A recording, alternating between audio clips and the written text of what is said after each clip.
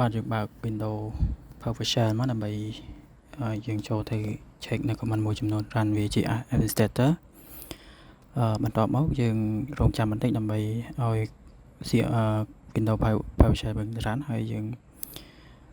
ចុច node.v ដើម្បី check មើល node របស់យើងតើ node របស់យើងមាននៅក្នុងម៉ាស៊ីនអត់នៅទីនេះវាអត់មានទេអញ្ចឹងយើងទៅ install វាអញ្ចឹងយើងបើក Microsoft Edge មកយើង search វាហើយនេះមានស្រាប់ហើយយើងចុច open វាធម្មតាក៏បាន run administrator ក៏បានអញ្ចឹងយើងចុច run administrator បន្តមកទៀតរឿងរងចាំតិចដើម្បីឲ្យកុំព្យូទ័រយើង respawn ហើយយើងបាននេះហើយយើងបាន Microsoft Edge ហើយយើង search ពី Node.js ក៏បានឬដាក់ Node ទេក៏បានវានឹងចេញហើយយើងយកវា download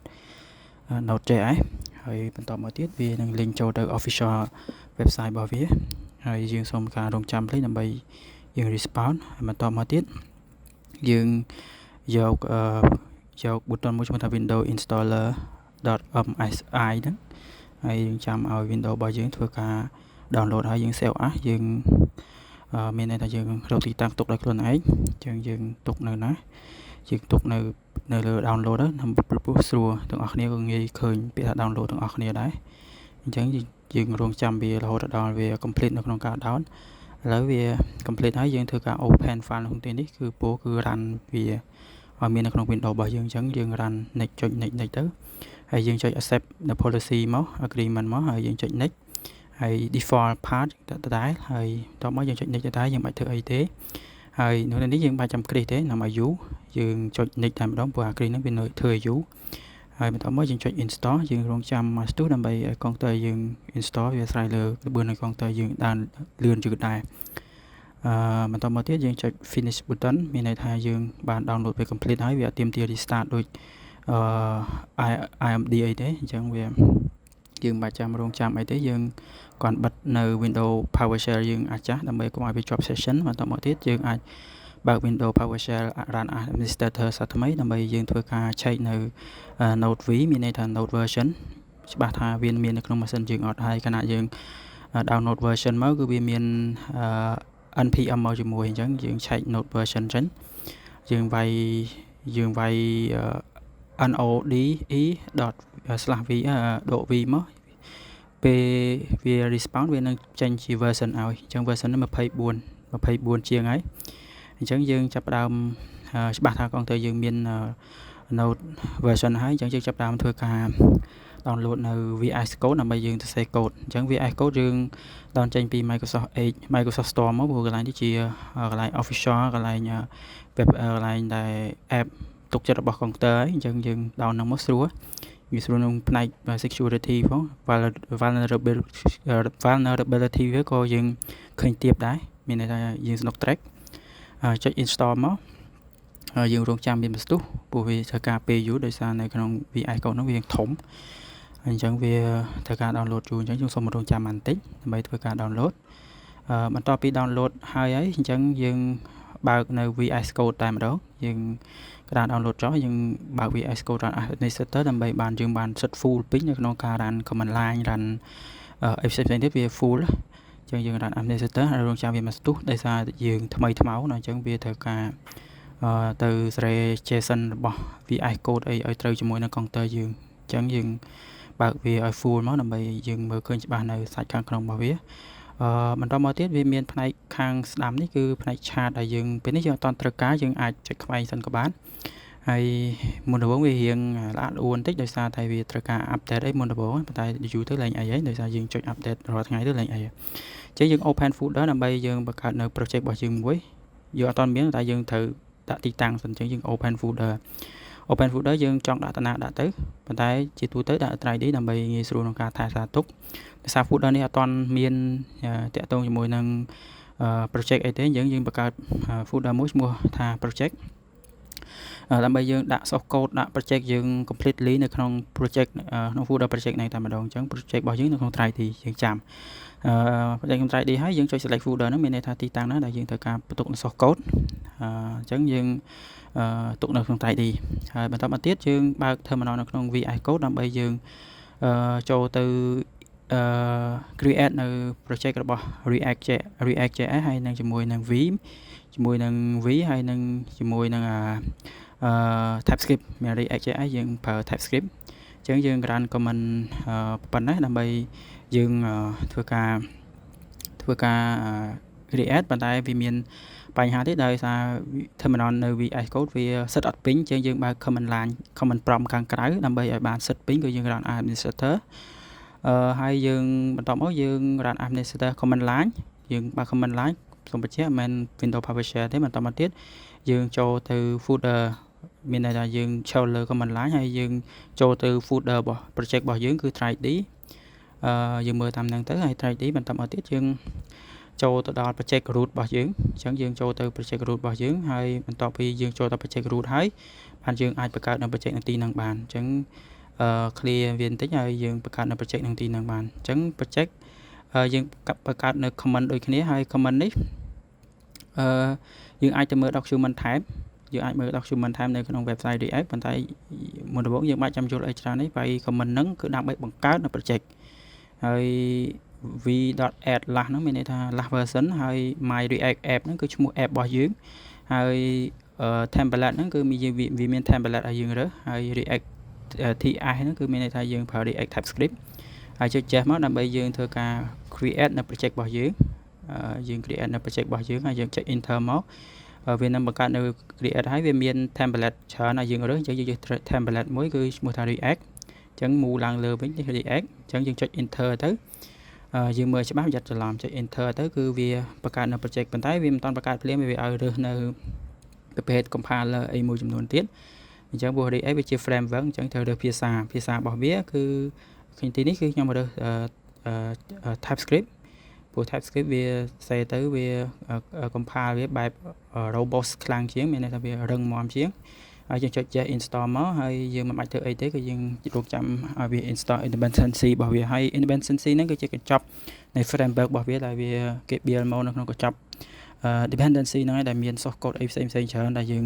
គ្រាន់តែហៅប្រើហើយយើង build custom website មួយដោយខ្លួនឯងហើយវាមាន structure ច្បាស់លាស់ហើយយើង allow node.js ចាប់បាន run time មកដើម្បីឲ្យយើងអាច run នៅ front end ឬក៏ React នេះនៅលើ browser បានអញ្ចឹងយើង copy link ដែលមានពណ៌ដែលខ្ញុំបង្ហាញហ្នឹងយើង copy វាមកឬក៏យើងចុច control click ក៏បានដែរតែខ្ញុំទីនេះខ្ញុំ copy វាហើយវាអត់ចេះ copy នឹង CMD copy មកយើងយកទៅផាសនៅក្នុងMicrosoft Edge ដើម្បីយើង run នៅ project របស់យើងអញ្ចឹងគ្រាន់តែយើង run ភ្លាមមកគឺយើងបាន project មួយដែលមានសាច់ code ខាងក្នុងស្រាប់ដោយសារតែយើងរើស template ពីយើងបង្កើតដំបូងតាម comment ដែលមានបង្កើតដំបូងអញ្ចឹង template នេះគឺជា code ដែលគេសរសេរឲ្យស្រាប់ហើយវាអត់អីទេអាហ្នឹងមិនមែនយើងត្រូវការទេគ្រាន់តែជាគំរូឲ្យយើងមើលអញ្ចឹងយើងបិទវាចោលអស់ហើយយើងមកឆែកនៅ structure បន្តិចតួចនឹងព្រោះយើងមិនទាន់ detail ទេយើងឆែកមើល structure បន្តិចតួចហើយយើងនឹងសិក្សាវាបន្តទៀតអញ្ចឹងបន្តមកទៀតយើង run នៅយើងបើកនៅ terminal សារថ្មីដើម្បីយើងធ្វើអីគេដើម្បីយើង install នៅ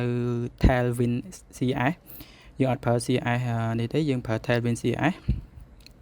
ដើម្បី build នៅ website យើងបើក command line ប៉ុន្តែមុននឹង download នៅ install នៅ Tailwind យើងត្រូវ update នៅ dependency សិន dependency ដែលយើងនៅក្នុង React ហ្នឹងអញ្ចឹងយើងចូលទៅក្នុង root project របស់យើងគឺ my react app ដែលឈ្មោះជា app របស់យើងបន្តមកទៀតយើងចូលទៅដល់ហើយយើងធ្វើការ npm install បណ្ដាញក្នុងទីនេះគឺយើង directory វាឲ្យដឹងថាយើងចូលមកដល់ root project របស់យើងហើយអញ្ចឹងយើងធ្វើការinstall នៅ dependency ដើម្បីឲ្យវា last version ដើម្បីឲ្យវា stable ឲ្យដើម្បីឲ្យវាកុំឲ្យជួបនៅ vulnerability ណាមួយអញ្ចឹងវានៅទីនេះគឺ zero vulnerability អញ្ចឹងយើងមានថាយើងចូលដល់ last version ហើយបន្តមកទៀតយើងធ្វើការ create ធ្វើការ install នៅ Tailwind ដែល Tailwind យើង run command ដូច create React ដែរគឺយើង npm install Tailwind ហើយ add Tailwind ហ្នឹងគឺមានន័យថាយើងយក last version បន្តមកទៀតគឺយើងភ្ជាប់ជាមួយនឹង V មានន័យថាយើង project របស់យើងគឺយើងប្រើ V ដែលជា server របស់ front end ហើយយើងនឹងនិយាយវាច្រើនប៉ុន្តែដល់វីដេអូនេះយើងធ្វើខ្លីៗអញ្ចឹងយើងមានពេលបញ្យល់ច្រើនហើយគ្រាន់តែយើងចាំថា V គឺជា server របស់ front end ដើម្បីវាធ្វើការព្រោះវាជា CPA ណា CPA ហ្នឹងគឺពាក្យកាត់ទេតែខ្ញុំនឹងបញ្យល់នៅពេលក្រោយៗទៅមិនពាក់ព័ន្ធអញ្ចឹងយើងចូលមកដល់ structure របស់ ធ្វើការ configuration ទៅលើ V ដើម្បីធ្វើ configuration ទៅលើ Tailwind ដើម្បីឲ្យ Tailwind អាចប្រើប្រាស់នៅក្នុង project នេះបានអញ្ចឹងយើងយកពាក្យថាយើងយក file មួយថា v.config.ts ហ្នឹងហើយយើងឃើញ source code នេះយើងបាច់ចាំធ្វើអីច្រើនទេគឺយើងបញ្ចូលនៅយើងហៅនៅយើង import នៅ Tailwind dependency មកមានតែកញ្ចប់របស់ Tailwind ហ្នឹងដើម្បីយើងបានសាច់ខាងក្នុង Tailwind ហ្នឹងយកទៅប្រើប្រាស់អញ្ចឹងនៅក្នុង Tailwind យើងប្រកាសប៉ុណ្ណឹងដើម្បីយើងប្រកាស variable import name មួយឈ្មោះថា Tailwind ហើយយើង from មកពី reference វាគឺ @tailwind/v ហ្នឹងបន្ទាប់មកទៀតយើង import ហើយយើងហៅវាមកប្រើមួយអានឹងដូចជា declare អញ្ចឹងហើយយើងធ្លាប់រៀន C យើងដឹងណា declare អញ្ចឹងបន្ទាប់ពី declare ហើយយើងមានថា invoke មានន័យថាយើង call ឬក៏ caller មានន័យថាយើងហៅវាប្រើប្រាស់អញ្ចឹងយើងត្រូវ call វាទីនេះហើយក្នុងទីនេះគឺជា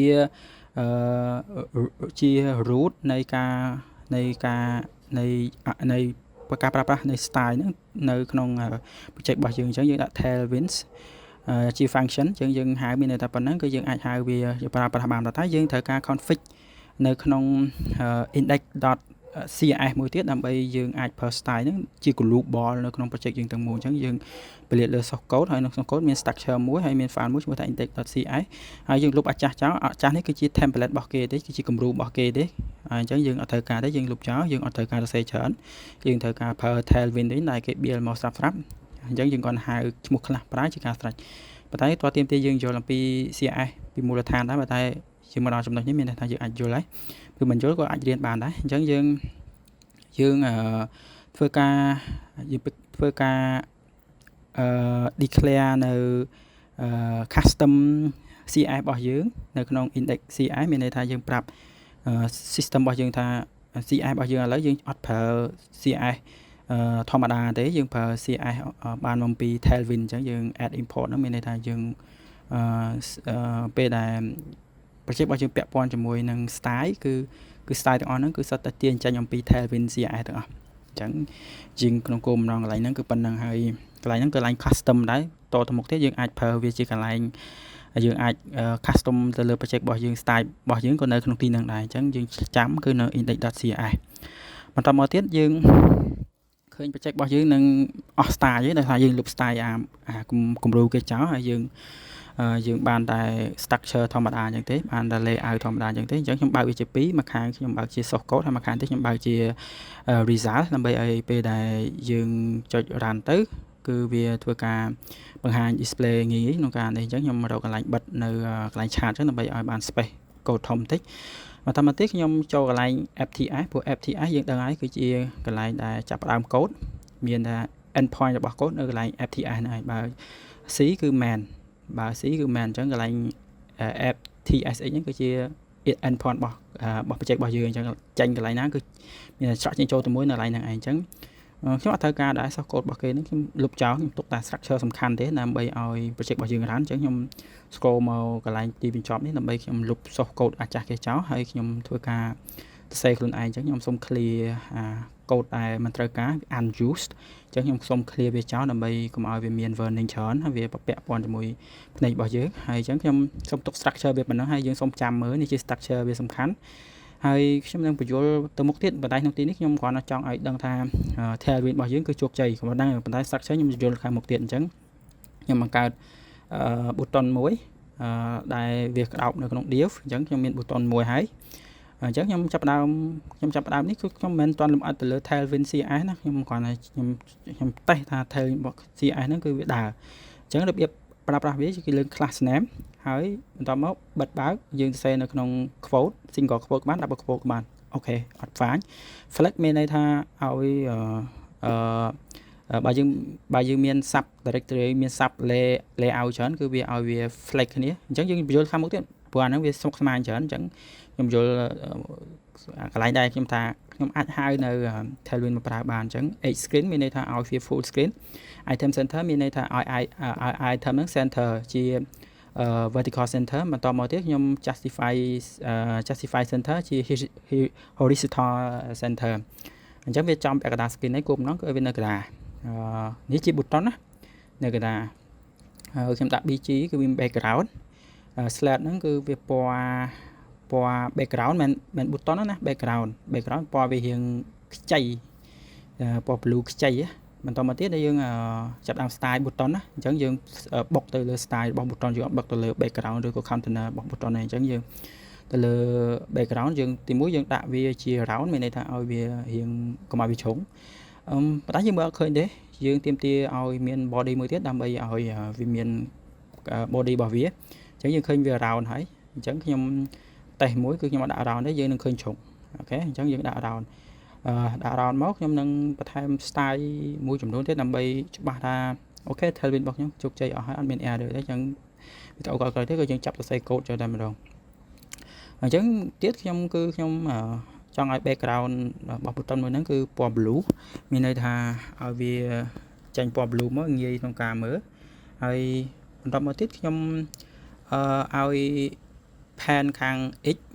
6 pixel ហើយ pan ខាង y 3អូច្រឡំមិនមែន3 pixel ណាគេមានຂະຫນາດរបស់គេតាមទៅប៉ុន្តែខ្ញុំនេះខ្ញុំនិយាយអំពី3 6មកព្រោះខ្ញុំអត់ចាំ3នោះវាគេតំណាងឲ្យប្រហែល pixel នៅក្នុង Tailwind CI យើងនឹងលម្អិតទៅទៀតពេលដែលយើងមើល document Tailwind ណាហើយ text ខ្ញុំឲ្យ y ហើយ font style របស់វាខ្ញុំឲ្យ semi bold កុំឲ្យវាដិតពេកហើយ text y ខ្ញុំឲ្យពណ៌សឲ្យវាឆ្លុះគ្នាហើយ shadow ខ្ញុំឲ្យ button ហ្នឹងវាមានស្រមោលហើយ shadow របស់វាខ្ញុំអត់យកຂະຫນາດធំទេខ្ញុំយក medium ຂະຫນາດកណ្ដាលហើយ transition មានន័យថាពេលដែល click ពេលដែលមាន active ទៅលើវាឲ្យវាមានចលនា smooth duration ឲ្យ200កុំឲ្យវាកញ្ឆក់ពេកមានន័យថា200វិនាទី200វិនាទីអូខេ200វិនាទីហ្នឹងគឺវាមិនកញ្ឆក់ពេកទេ is in out គឺជា style របស់ transition ហើយ hover មានន័យថាពេលដែលយើងដាក់ម៉ៅទៅលើ button ហ្នឹងគឺវាឲ្យ blue ហ្នឹងវារៀងអាចចាស់ជាងនោះ1% បន្តមកទៀត over របស់វាទៀតគឺខ្ញុំប្រើពេលដែល over មួយគឺចេញ background over មួយទៀតគឺចេញនៅ shadow វារៀងឡាចពេលដែលធម្មតាវា medium ដល់ពេលយើង over លើវាឡាចហើយ active មានតែពេលដែលយើង click ទៅ